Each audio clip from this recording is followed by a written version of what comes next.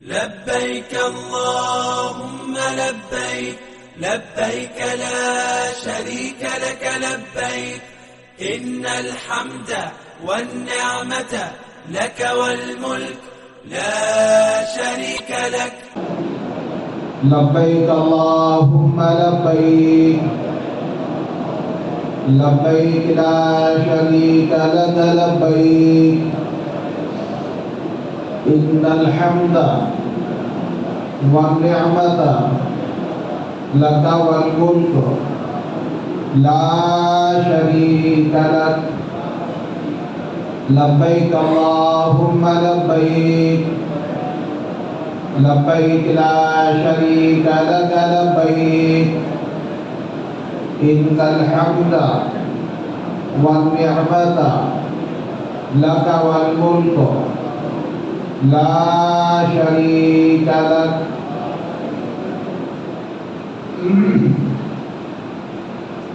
جو کلمات ابھی ادا کیے گئے ہیں اس کا نام تلبیہ ہے. احرام باندھ لینے کے بعد سب سے قیمتی ذکر اور عظیم الشان ذکر اگر کچھ ہے تو تلبیہ ہے. حالت احرام میں سب سے زیادہ پڑھنا افضل تلبیہ ہے. مردوں کو کیسے پڑھنا ہے، عورتوں کو کیسے پڑھنا ہے، یہ یہاں پر رک کر کے سمجھ لینا چاہیے. اللہ تبارک و تعالیٰ کے نزدیک حالت احرام میں جو سب سے پسندیدہ ذکر قرار دیا گیا ہے، جس کا پڑھنا بے انتہا اللہ کو پسند ہے، مرد حضرات اس طرح سے پڑھیں گے کہ ان کی آواز درمیانہ بلند ہونی چاہیے، بہت زیادہ چیخ چلا کر کے نہیں اور بہت ہلکی بھی نہیں کہ خود بھی نہ سن سکے. درمیانہ آواز سے. اور عورت کو پست آواز سے، ہلکی آواز سے، اتنی آواز کہ وہ خود ہی صرف سن سکے، ان کی آواز اور کسی کام سے نہ ٹکرائے. عورت کا اس طرح سے پڑھنا اور مرد کا اس طرح سے پڑھنا شریعت مطہرہ کے نزدیک بے انتہا پسندیدہ عمل ہے. یہاں میں نے رک کر کے اس مسئلے کو بتا دیا، شاید درمیان کے ذہن میں بات رہے نہ رہے. آپ حضرات حج کے سفر کے لیے اب بالکل پاور رکاب ہے، چلنے کے قریب ہے، وقت بہت ہی کم رہ گیا ہے. حج کمیٹی نے کل ایک شیڈول جاری تو کر دیا ہے، کب سے کب تک کی فلائٹ کلکتے سے طے ہے، تاریخ کے ساتھ، فلائٹ نمبر کے ساتھ حج کمیٹی نے ایک شیڈول جاری کیا ہے.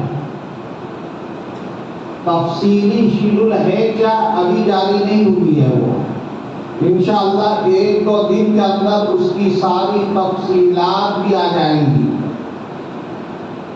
اور آپ بھی باخبر ہو جائیں گے، آپ کو بھی اس کی اطلاع انشاءاللہ مل جائے گی. ایسے طے مانا جا رہا ہے اسی ماہ کے 31 تاریخ سے جھارکھنڈ کی فلائٹ کا آغاز کلکتہ ایئرپورٹ سے، یعنی جھارکھنڈ سے جانے والے جو حجاج کرام ہیں وہ کلکتہ سے انشاءاللہ حج کے لیے روانہ ہو جائیں گے. اللہ تبارک و تعالیٰ آپ حضرات کے سفر کو بے حد آسان فرمائے. سفر بہت مبارک ہے، بابرکت ہے، عظیم الشان ہے. اس بابرکت سفر کے کچھ آداب بھی ہیں.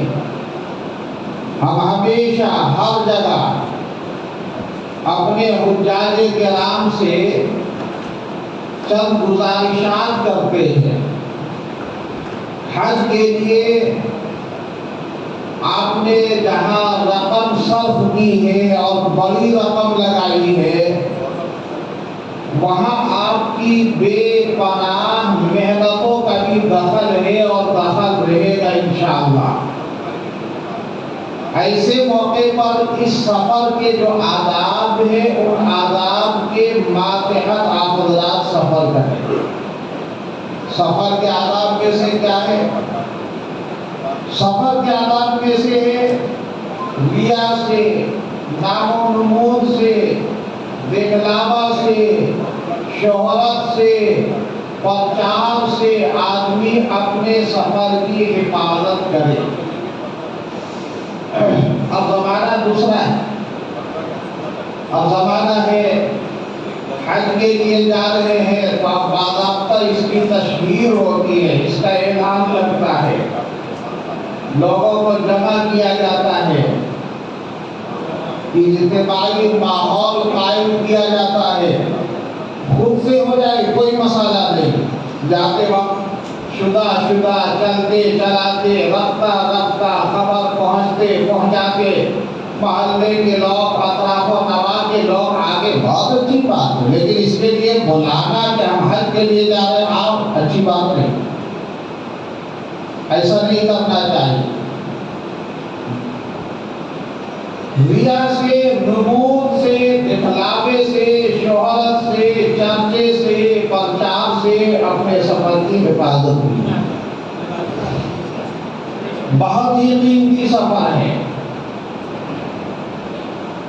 اس کے نقصان کیا ہے ابھی ہم نہیں بتا پائیں گے، وقت کم ہے۔ دوسرا ادب یہ ہے کہ جب آپ نکلے تو نکلنے سے پہلے جہاں آپ سامان سفر کو لے لیں وہیں آپ سفر کے آداب کے ماتحت 2 رکعت نماز سفر ادا کر لیں۔ کہاں پڑھیں گے؟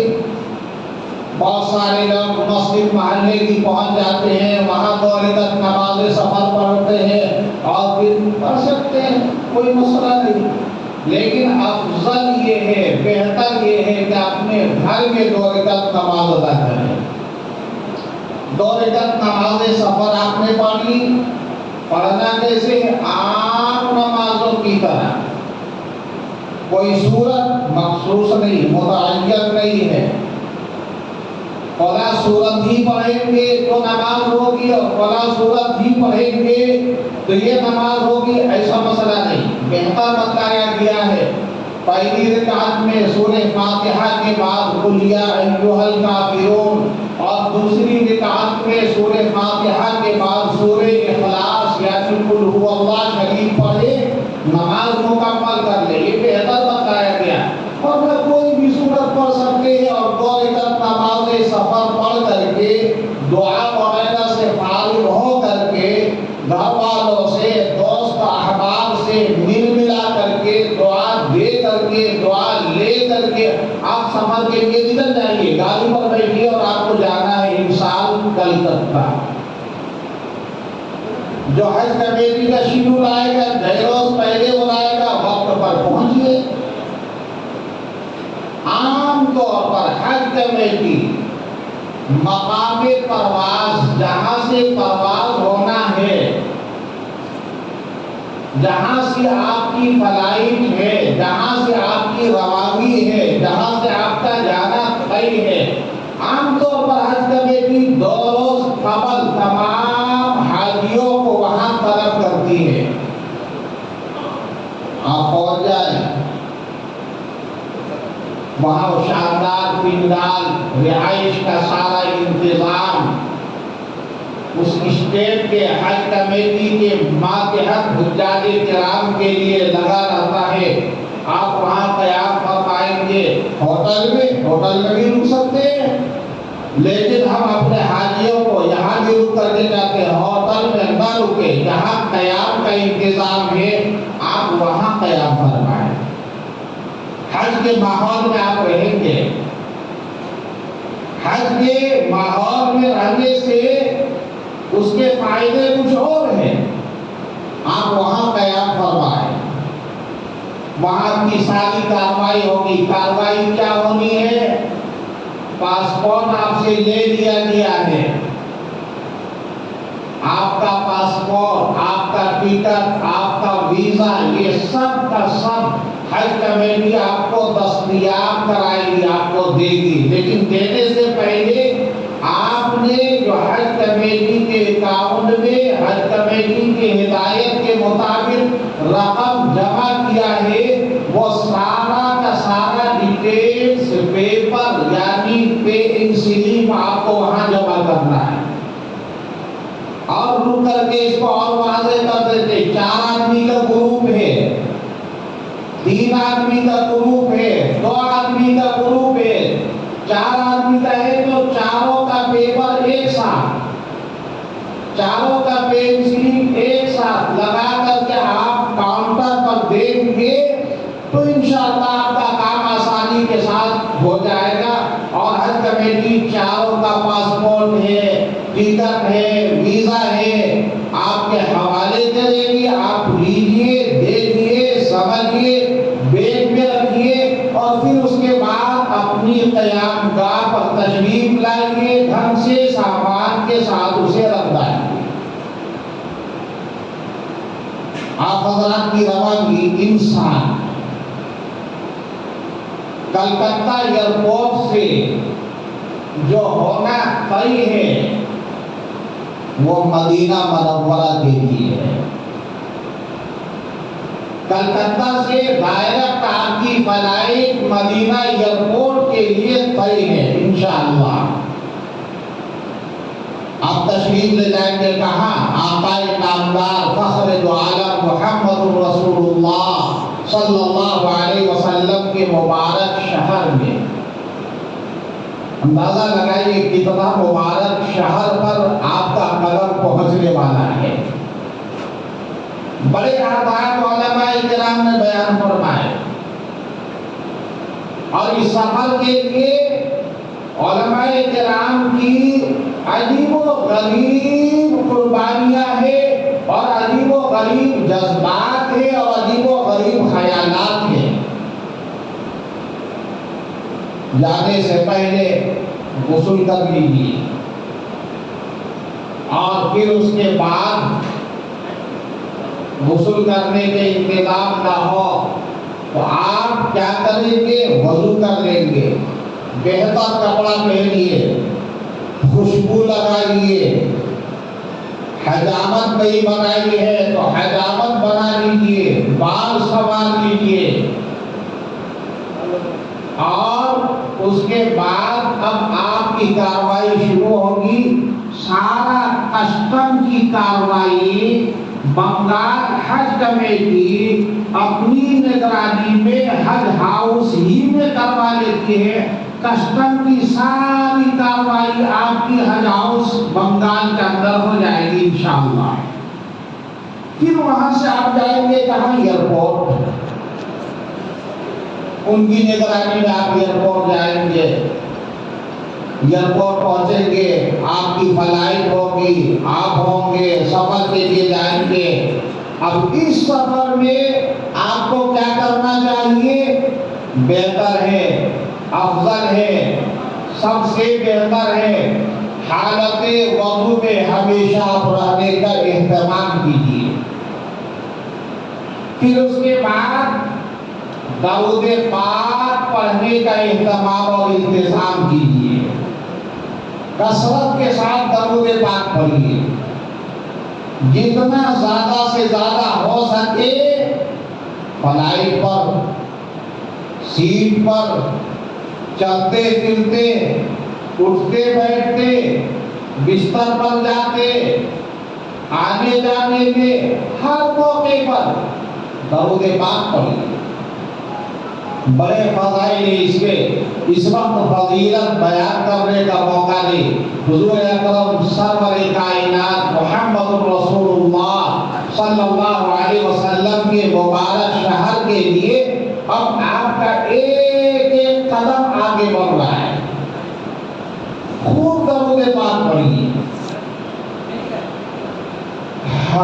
پھر آپ کی فلائٹ مدینہ ایئرپورٹ میں جا کر کے رکے گی اور پھر وہاں کی کسٹم کی کارروائی سے آپ فارغ ہوں گے اور پھر اس کے بعد حج کمیٹی کے نظام کے مطابق آپ کی بلڈنگ آپ کو وہ پہنچائے گی اور پھر اس کے بعد بلڈنگ میں آپ کا سامان پہنچایا جائے گا. آپ اپنے کمرے میں جائیں گے, کمرے میں سامان وغیرہ سے اطمینان حاصل کریں گے. پھر اس کے بعد سب سے پہلا کام کیا ہے؟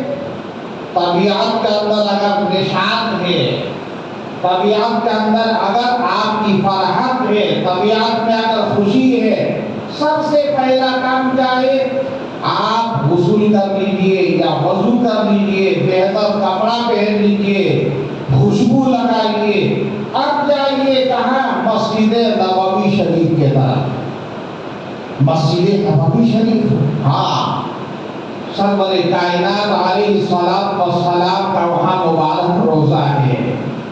یہ وہی مسجد نبوی شریف ہے جس کی بنیاد اللہ کے نبی نے اپنے دستے مبارک سے رکھی ہے. یہ وہی مسجد نبوی شریف ہے جہاں کے بارے میں آپ نے خود ارشاد فرمایا ہے وہاں اگر ایک نماز ادا کی جائے اور دنیا کی دوسری مسجدوں میں 50,000 نماز ادا کی جائے, آپ نے ارشاد فرمایا مسجد نبوی شریف کی نماز 50,000 نمازوں کے برابر ثواب رکھتی ہے.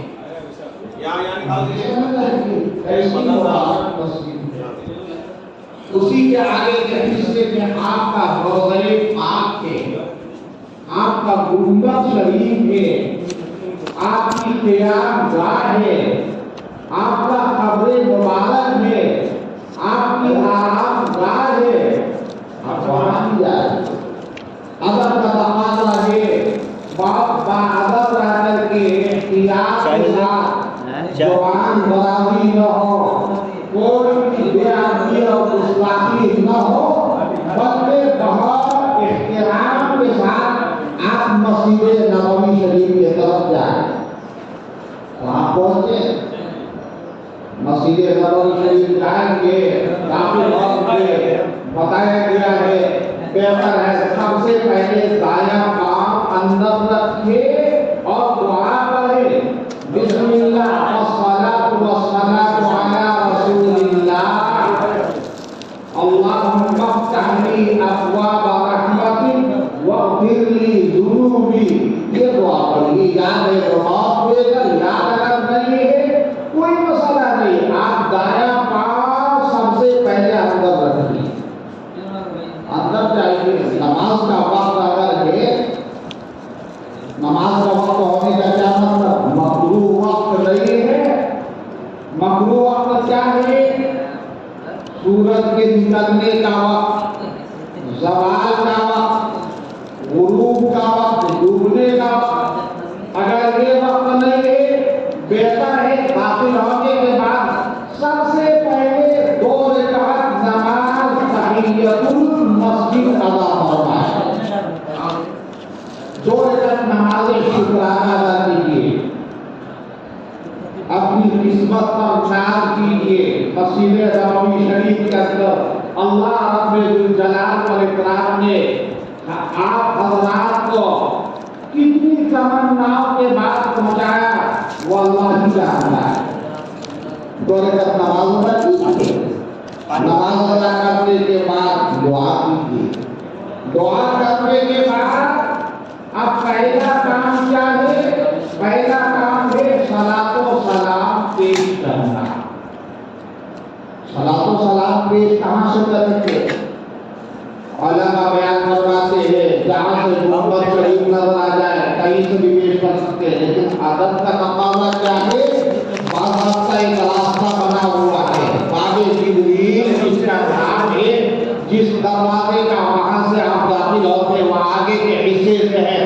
آپ وہاں سے جائیں گے اور دبے قدموں کے ساتھ, ادب کے ساتھ, احترام کے ساتھ, عظمت کے ساتھ نگاہ کو جھکا کر کے اس تصور کے ساتھ جائے اللہ کے نبی ہمارے آقا اپنی قبر شریف میں زندگی کے عالم میں موجود ہے، ہم جو سلام کریں گے ہمارا سلام آپ تک پہنچایا جائے گا، آپ سنیں گے اور ہمارے سلام کا آپ جواب دیں گے، یہ خیال رکھائیں۔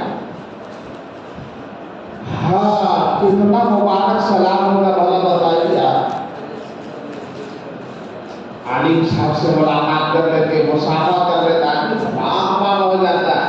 ہم نے مولانا صاحب سے مصافحہ کیا، اب تو اس کائنات میں اللہ کے بعد اگر کوئی افضل ترین ہستی ہے تو آقا نامدار محمد رسول اللہ صلی اللہ علیہ وسلم کی ذات گرامی ہے، آپ کا مبارک دربار۔ اس تصور کے ساتھ اپنا قدم بڑھائیے، دبے قدموں کے ساتھ ادب اور احترام کے ساتھ آگے بڑھیں، آگے جائیں، کچھ آگے بڑھیں گے، جانی مبارک نظر آئے گی، جانی مبارک کے اندر پیتل بڑا حلقہ بنا ہوا رہے گا، گول گول سا، 4 پیتل کے حلقے بنے ہوئے ہیں، سوراخ مبارک بنا ہوا ہے، وہاں جائیں گے۔ پہلا جو پیتل کا حلقہ بنا ہوا ہے وہ خالی ہے، وہاں آپ کو سلام نہیں پیش کرتا ہے، اور تقریباً 1 ہاتھ کے برابر دائیں بڑھیں گے تو ایک پیتل شریف کا حلقہ بنا ہوا ہوگا اور اس کے اوپر لکھا ہوا ہوگا الصلاۃ ہنا علی رسول اللہ، یہاں سے سلام پیش کیا جاتا ہے۔ آپ وہاں جائیں، موقع مل جائے، بھیڑ نہ ہو، بہتر ہے اپنا چہرہ کو اس حلقہ مبارک کے طرف کیجئے، اس جالی مبارک کے طرف کیجئے اور اس تصور کے ساتھ سلام پیش کیجئے کہ اب ہمارا آقا کا دربار ہے، ہمارا سلام ہے، سلام کیجئے، الصلاۃ والسلام علیک یا رسول اللہ، الصلاۃ والسلام علیک یا نبی اللہ، الصلاۃ والسلام علیک یا حبیب اللہ، الصلاۃ والسلام علیک ایھا النبی ورحمۃ اللہ وبرکاتہ، وغیرہ وغیرہ جتنا آپ کو یادیں پڑھ سکتے ہیں۔ موقع نہیں ملے تو کم از کم ایک سلام پیش کیجیے، الصلاۃ والسلام علیک یا رسول اللہ۔ بہت سارے احباب نے کہا ہوگا، ہم بھی آپ سے کہہ رہے ہیں کہ جب آقا کے دربار میں پہنچیے گا تو میرا سلام پیش کر دیجیے گا۔ آپ نے سب سے کہا ہوگا کہ ضرور پیش کریں گے۔ وہاں پہنچیے گا، اپنا سلام پیش کرنے کے بعد ان حضرات کے طرف سے سلام کیسے پیش کریں گے؟ رک کر کے کہیے گا، اے میرے آقا، بہت سارے احباب نے نام یاد ہے، نام کے ساتھ نام یاد نہیں ہے، بلا نام کے بھی آپ کہہ سکتے ہیں، اے میرے آقا، بہت سارے احباب نے آپ کی خدمت پاک میں سلام عرض کیا ہے اور میرے حوالے کیا ہے، سب کے سلام کو آپ قبول فرما لیجیے اور اس ذمہ داری سے آپ ہمیں نجات دے دیں۔ سب کے طرف سے سلام ادا ہو، کتنا آسان لفظ۔ پھر اس کے بعد ایک ہاتھ دائیں طرف بڑھیں گے، پھر ایک پیتل کا حلقہ مبارک نظر آئے گا، سوراخ مبارک، اسی جالی شریف کے اندر اس جگہ پر لیٹے ہوئے ہیں صحابہ کرام میں سب سے بہتر ذات سیدنا حضرت ابوبکر صدیق رضی اللہ تعالی عنہ۔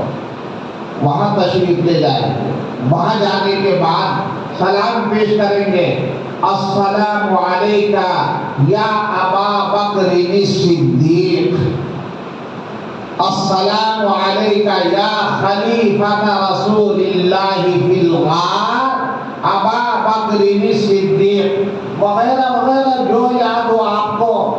اور اگر کچھ بھی یاد نہ ہو، بہت سارے حضرات ایسے بیچارے اردو زبان کے علاوہ، پختہ زبان کے علاوہ، مادری زبان کے علاوہ ایک لفظ بولنا جانتے ہیں، کوئی مسئلہ نہیں، آقا کا دربار ہے۔ آپ یہ بھی کہہ سکتے سلام ہو، اے ابو بکر صدیق رضی اللہ تعالیٰ عنہ، ہو گیا آپ کا، اور ایک ہاتھ آگے بڑھیں گے تو اور ایک حلقہ مبارک نظر آئے گا، وہ حلقہ مبارک ہے وہاں پر لیتے ہوئے کون؟ سیدنا حضرت عمر بن الخطاب رضی اللہ تعالیٰ عنہ۔ وہاں جائیں گے، اپنے چہرے کو اس پیتل کے حلقے کے طرف کریں گے اور اس کے بعد کہیں گے السلام علیک یا عمر بن الخطاب رضی اللہ تعالیٰ عنہ، وغیرہ وغیرہ۔ سلام پیش کیا آپ نے، آگے بڑھے، وہاں ایک منٹ آپ کو رکنے کا موقع نہیں دیا جائے گا۔ انتظامیہ آپ کے پیچھے، آپ انتظامیہ سے آگے، آپ آگے بڑھیں گے، مسجد پاک سے آگے بڑھ کر کے اور 10 قدم آگے بڑھ کر کے علماء بیان فرماتے ہیں قبلہ کے طرف رخ کر کے بہتر ہے آپ مختصر دعا کیجئے، یہ دعا کی قبولیت کا مقام ہے، دعا سے فارغ ہو جائیں گے۔ یہ تو ہے صلاۃ و سلام پیش کرنے کا انداز۔ جو آپ کے ساتھ مستورات ہیں، عورتیں ہیں، ان کا صلاۃ و سلام کیسے پیش ہوگا؟ یاد رکھیے، نماز کے علاوہ مستورات کے لیے مسجد نبوی شریف کے اندر باضابطہ الگ انتظام ہے۔ نماز کے لیے تو ہے، صلاۃ و سلام پیش کروانے کے لیے باضابطہ الگ انتظام ہے۔ ان کو بھی روضہ شریف کے قریب سے گزارا جاتا ہے اور ان کو بھی روضہ شریف کے سامنے کھڑی کر کے سلام پیش کرنے کا موقع دیا جاتا ہے۔ کب؟ اشراق کے بعد بھی 12 بجے تک، ظہر کے بعد سے عصر کی نماز سے آدھا گھنٹہ پہلے تک، مغرب کے بعد سے عشاء کی جماعت سے آدھا گھنٹہ پہلے تک، اور عشاء کے بعد بھی تقریباً 12 بجے رات تک مستورات کے لیے پردے کے اہتمام کے ساتھ باضابطہ صلاۃ و سلام پیش کرنے کا موقع دیا جاتا ہے۔ آپ کروا سکتے ہیں اطمینان کے ماحول میں صلاۃ و سلام، وہ بھی پیش کریں گے، لیکن ایک بات ہے، عورتیں جاتی ہیں وہاں بلند آواز سے، چیخو پکار کے ساتھ، آواز کے ساتھ سلام بھی پیش کرتی ہے، جگہ لینے کے لیے بھاگ دوڑ بھی کرتی ہے، دھکا مکی بھی کرتی ہے، دائیں بائیں دوڑتی بھی ہے۔ یہ سارا کا سارا غلط ہے۔ کیوں؟ مسجد نبوی شریف ہے، وہاں کی بے ادبی اللہ کبھی معاف اور پسند نہیں فرماتا۔ اللہ تبارک و تعالی اپنے حبیب کے دربار کی بے ادبی کو پسند کرے؟ ایسا نہیں، کوئی بھی بے ادبی ہو۔ اس لیے آپ کے ساتھ جو مستورات ہیں، عورتیں ہیں، ان کو باضابطہ اس کی تاکید فرما دیں گے۔ یہاں جتنی پردہ نشین خواتین عازمین حج ہے جو سن رہی ہے، وہ بھی بغور سماعت فرما لے۔ ہرگز آپ کو ایسا عمل نہیں کرنا ہے۔ سلام پیش کرنے کے لیے، سبقت لے جانے کے لیے، آگے بڑھنے کے لیے دوڑ کر کے آگے بڑھنا ہے اور چلا کر کے دھکا مکی کے ساتھ آگے بڑھنا ہے۔ ہرگز نہیں ایسا کرنا ہے۔ موقع نہیں ملے کوئی مسئلہ نہیں، آپ وہاں سے بھی، جہاں سے بھی گنبد شریف نظر آ جائے وہاں سے بھی آپ سلام پیش کرتے ہیں، کوئی مسئلہ نہیں، سلام پیش کیجیے گا۔ ابو داؤد شریف کی روایت میں سرور کائنات محمد رسول اللہ صلی اللہ علیہ وسلم ارشاد فرماتے ہیں جو بندہ آتا ہے میری قبر سے گزرتا ہے سلام پیش کرتا ہے حضور ارشاد فرماتے ہیں فرشتے مامور اور مکلف ہیں ان کے سلام کو لے کر کے ہماری روح تک فرشتے پہنچاتے ہیں اللہ کے نبی ارشاد فرماتے ہیں ہم ان کے سلام سنتے بھی ہیں اور ہم ان کا جواب بھی دیتے ہیں کتنا مبارک آدمی آپ نے اندازہ لگائے آپ سلام پیش کریں گے اللہ کے نبی کا دربار ہوگا اور پھر اللہ کے نبی کے طرف سے جواب آ جائے وعلیکم السلام یا فلاں ابن فلاں یا فلاں ابن فلاں تجھ پر بھی سلامتی ہو آپ کے سلام کا جواب آقا کے طرف سے مل جائے اس سے بڑی سعادت اور اس سے بڑی خوشبختی اور اس سے بڑی سعادت مندی اور اس سے بڑی قیمتی بات کیا ہو سکتی ہے اللہ تبارک و تعالیٰ بے حد آسان فرمائے قبول فرمائے مدینہ پاک کا قیام ہوگا اس کے بعد حج کمیٹی ہمیشہ کی طرح انسان بھی انشاءاللہ 40 وقتوں کی نماز کا اہتمام مسجد نبوی شریف میں کرائے گی 8 روز کا قیام ہوگا انشاءاللہ کہاں مدینہ پاک میں اور مسجد نبوی شریف میں آپ کو 40 اوقات کی نماز ادا کر دی ہم ہمیشہ حجاج کرام سے کہتے ہیں یہ 40 وقت کی نماز اور اس کا وقت بہت لمبا وقت نہیں ہے بازار کی خریداری 10 منٹ میں ہو جائے گی مارکیٹنگ 1 گھنٹے میں ہو جائے گی کھجور کا لینا دینا بہت مشکل سے آدھا گھنٹہ پون گھنٹے میں مسئلہ حل ہو جائے گا مارکیٹنگ میں بازار میں دکان میں سامان میں خریداری میں دیکھنے میں دکھانے میں ہرگز وقت برباد نہ کیجیے بہتر ہے جائیے مسجد نبوی شریف آرام کیجیے آرام مل جائے نماز کا وقت ہو جائے مسجد نبوی شریف وقت بچے وہیں پر آپ قیام کیجیے تلاوت کیجیے تلاوت نہیں کر سکتے ہیں ذکر کیجیے درود پاک پڑھیے کثرت کے ساتھ جا کر کے صلاۃ و سلام پیش کیجیے یہ موقع بار بار ملنے والا نہیں ہے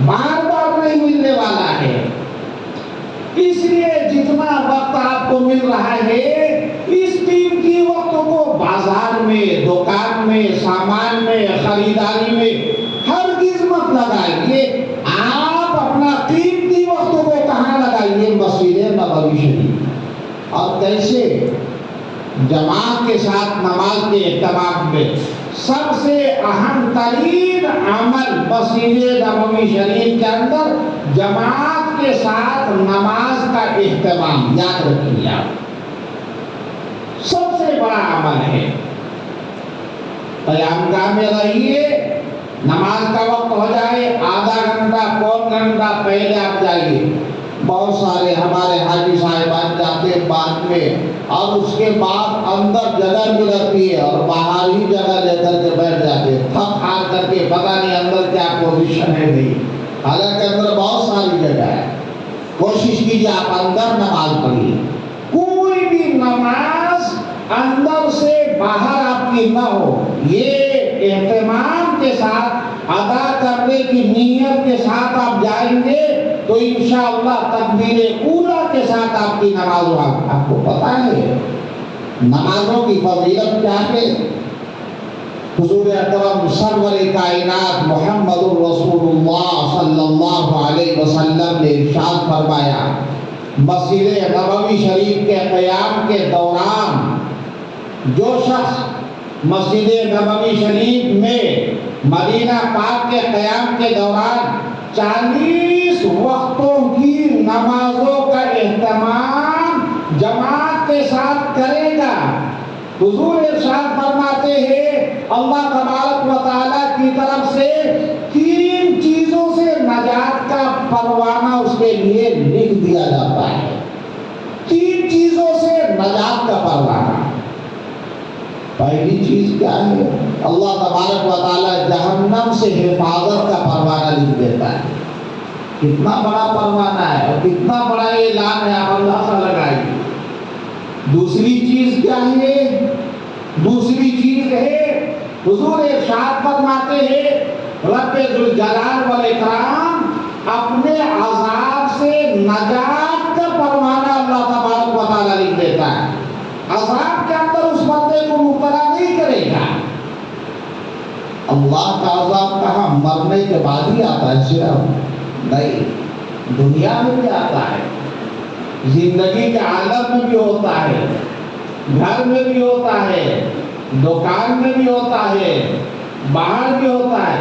اور کہنے دیجیے، یہ تو اپنی مجلس ہے، آج کے زمانے میں جو اللہ کی طرف سے پکڑ کے دروازے ہمارے اوپر کھلے ہوئے ہیں، کون نہیں دیکھتا ہے، کون نہیں سمجھتا ہے؟ کیا سمجھ رہے ہیں؟ یہ اللہ کا انعام ہے، یہ اللہ کا عذاب ہے۔ آقا ارشاد فرماتے ہیں مسجد نبوی شریف میں 40 وقتوں کی نماز باجماعت اہتمام کے ساتھ ادا کرنے کا اللہ تبارک و تعالیٰ کی طرف سے بڑا انعام یہ ہوگا کہ رب ذوالجلال والاکرام اپنے عذاب سے نجات کا پروانہ اس کو دے دے گا۔ اور تیسرا کیا ہے؟ تیسرا ہے حضور ارشاد فرماتے ہیں وہ منافق بن کر کے نہیں بنے گا۔ اللہ تبارک و تعالیٰ نفاق سے نجات کا پروانہ دیتا ہے۔ 3 چیزیں کتنی اہم چیز ہے۔ اس لیے جب بھی مدینہ پاک میں آپ رہیں ہرگز یہ مت کیجیے گھر میں نماز پڑھ لیے، بلڈنگ میں نماز پڑھ لیے، باہر نماز پڑھ لیے، وقت بے وقت نماز نہیں، جائیے وقت کے ساتھ مسجد نبوی شریف میں اللہ کے نبی کی مسجد ہے۔ یہ وہی مسجد ہے جس مسجد کی ایک نماز 50,000 نمازوں کے برابر ثواب رکھتی ہے۔ یہ وہی مسجد ہے جس مسجد کے آگے حصے میں ہم سب کا آقا مولا محمد رسول اللہ صلی اللہ علیہ وسلم زندگی کے عالم میں موجود ہے۔ حضور ارشاد فرماتے جو بندہ حج کو آئے اور اس کے بعد میری زیارت کے لیے آئے، میرے پاس آئے، میرے آقا ارشاد فرماتے ہیں وہ اتنا قیمتی بندہ ہے، اتنا قیمتی بندہ ہے۔ بیہقی شریف کی روایت ہے جس وقت انسان نفسی نفسی کے عالم میں ہوگا اللہ کے نبی ارشاد فرماتے میری شفاعت اس بندے کے لیے واجب ہو چکی ہوگی۔ بتائیے کتنا مبارک شب ہے۔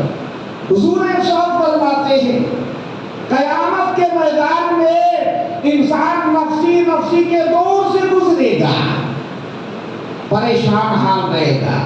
فرماتے جو حج کو آئے اور اس کے بعد میرے پاس آئے، میری زیارت کرے، اللہ کے نبی ارشاد فرماتے اس کے حق میں میری شفاعت واجب ہو گئی۔ اللہ تبارک و تعالی آقا کی شفاعت سے پوری امت کو فیضیاب فرمائے۔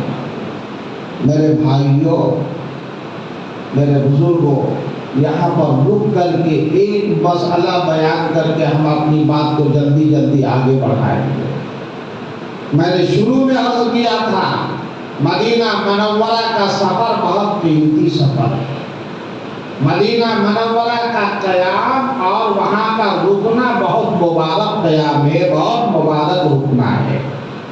وہاں کی بے ادبی گناہ لازم نیکی برباد کا مصداق ہے۔ وہاں کی بے ادبی یاد رکھیے، گناہ مل جائے گا، نیکی کچھ نہیں ملے گی۔ ادب کے ساتھ بہت سارے حضرات کو دیکھا گیا صلاۃ و سلام پیش کرنے کے لیے مواجہہ شریف کے پاس جاتے ہیں جی، اور اس کے بعد موبائل لے کر کے جاتے ہیں. آج کل تو بڑا بڑا موبائل کا زمانہ ہے, کون چھوٹا موبائل رکھتا ہے, وہاں لے کر کے جاتے ہیں. بعض آپ کا تصویر کشی ہوتی ہے, فوٹو لے رہے ہیں, اور غضب بالائے غضب اور مصیبت بالائے مصیبت یہ ہے, ٹھیک مواجہہ شریف کے پاس جائیں گے, اسپیکر آن کر دیں گے, اور اس کے بعد گھر لگا کر کے فون کریں گے, دیکھ ہم یہاں پر آ گئے ہیں, ہم صلاۃ و سلام پیش کر رہے, تم بھی صلاۃ و سلام پیش کر رہے. یہ بے ادبی ہے, آقا کے دربار کے ساتھ یہ گستاخی ہے. ہرگز ایسا نہ کیجیے, ہرگز ایسا عمل نہ کیجیے, وہاں رہیے, ادب کے ساتھ رہیے. اللہ تبارک و تعالی ہم کو آپ کو قبول فرمائے. بہت لمبا قیام نہیں ہوگا, 8 روز کا قیام ہوگا, پھر 8 دن کے بعد آپ کا وقت جیسے ختم ہو جائے گا تو وہاں کے شیڈول کے مطابق آپ کو مدینہ منورہ سے مکہ المکرمہ کے لیے روانہ کیا جائے گا. لبيك اللهم لبيك لبيك لا شريك لك لبيك إن الحمد والنعمة لك والملك لا شريك لك. مکہ مکرمہ روانہ ہونے کے لیے گاڑی لگے گی, بس لگے گی. آپ کو بہت زیادہ کچھ کرنا نہیں ہے, بلکہ آپ کا جو سامان ہے سامان دکھلانا ہے, بلڈنگ کے نیچے کرنا ہے. بسوں پر وہاں پلی کا انتظام ہے, عادلی کا انتظام ہے, آپ کا سامان اٹھا کر کے بسوں پر لاد دیں گے. بس پر آپ بیٹھیں گے, آپ کے ساتھ مستورات ہوں گی, اور پھر اس کے بعد آپ روانہ ہوں گے کہاں کے لیے؟ مکہ المکرمہ کے لیے. یہاں پر ٹھہر کر کے ایک بات آپ بغور سن لیجیے. آپ جائیں گے کہاں؟ مکہ شریف. کیسے جائیں گے؟ احرام کی حالت میں. بلڈنگ سے آپ نکل رہے کرتا پاجامہ کی حالت میں. آپ کے ساتھ ہینڈ بیگ ہوگا. ہینڈ بیگ میں آپ کی کچھ ضروری کاغذات وغیرہ وغیرہ سامان ہوں گے, تسبیح ہے, مصلی ہے, وغیرہ وغیرہ. اسی میں آپ ایک سے ایک احرام بھی رکھیے.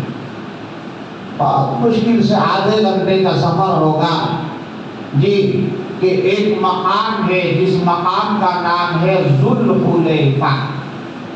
آج کل ذوالحلیفہ لکھا ہوا ہے, لیکن وہ جگہ بیر علی کے نام سے مشہور ہے. ذوالحلیفہ نام کی ایک جگہ ہے. ساری بسیں جو مدینہ منورہ سے مکہ المکرمہ کے لیے روانہ ہونے والی ہے, سب کو اسی راستے سے گزارنا ہے اور گزرنا ہے. ذوالحلیفہ نامی جگہ پر آپ کی بھی گاڑی رکے گی, اور تقریباً 1 گھنٹے کے لیے آپ کو مہلت بس والے دیں گے. آپ کو وہاں اترنا ہے اور احرام باندھنا ہے. سب سے پہلے احرام باندھنا ہے. اب احرام باندھنے کے لیے بہتر طریقہ ہے غسل کر لے. غسل اگر آپ بلڈنگ میں کر لے سب سے بہتر. وہاں غسل وغیرہ کا انتظام بہت مشکل سے ہوتا ہے جی. وضو کر لیجیے. وضو کر لینے کے بعد اب آپ کو احرام باندھنا ہے. احرام باندھنے کے لیے طریقہ یہ ہے, سلا ہوا کپڑا بدن میں نہ رہے. بہتر یہ ہے پہلے کرتا نکال لیجیے, قبلہ کے طرف رخ کر لیجیے. احرام کے 2 سفید چادر ہوں گے, ایک چادر کا آپ تہبند بنائیں گے, ایک چادر آپ اوڑھ لیں گے.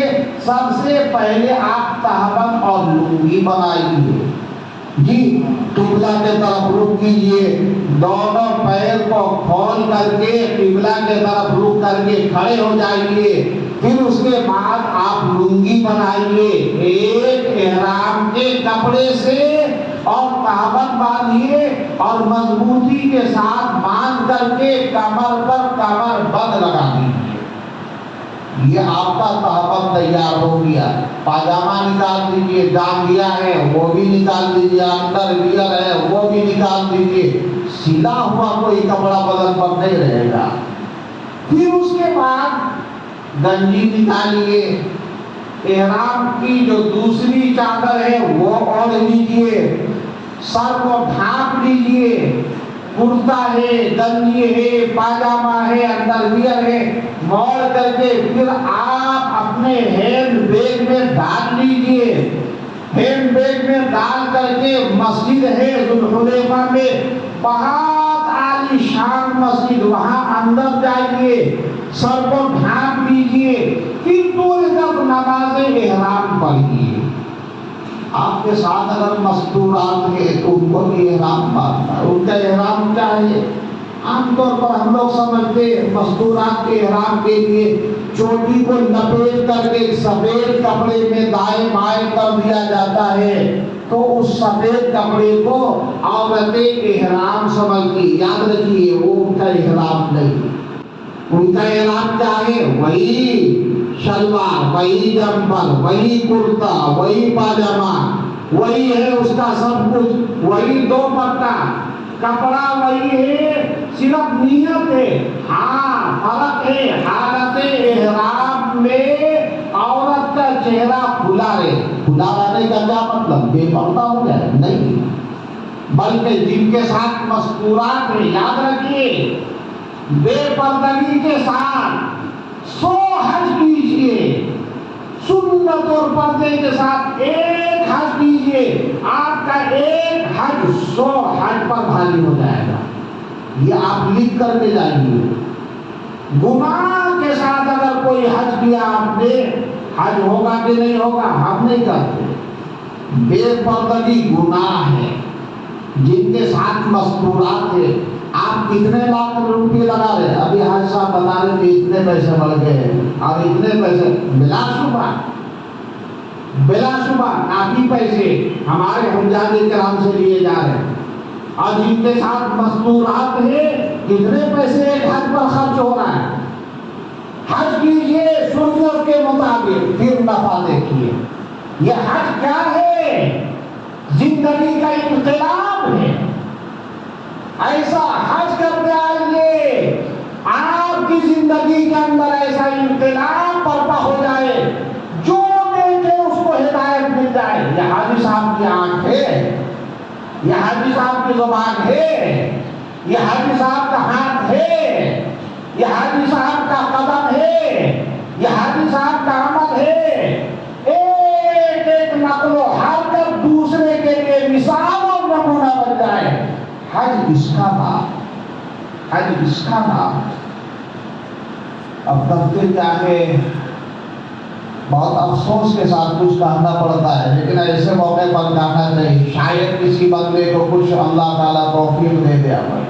ہوتا یہ ہے جن کے ساتھ مستورات ہوتی ہے نا، بہت گڑبڑی ہوتی ہے، بے پردگی عام طور پر بازار میں جی نکلنے میں، آنے میں، جانے میں، حتیٰ کہ مدینہ پاک کے قیام میں، اور تو اور حج کے ارکان کی ادائیگی میں، ہر جگہ بے پردگی گناہ کبیرہ ہے، یاد رکھو، بڑا گناہ ہے۔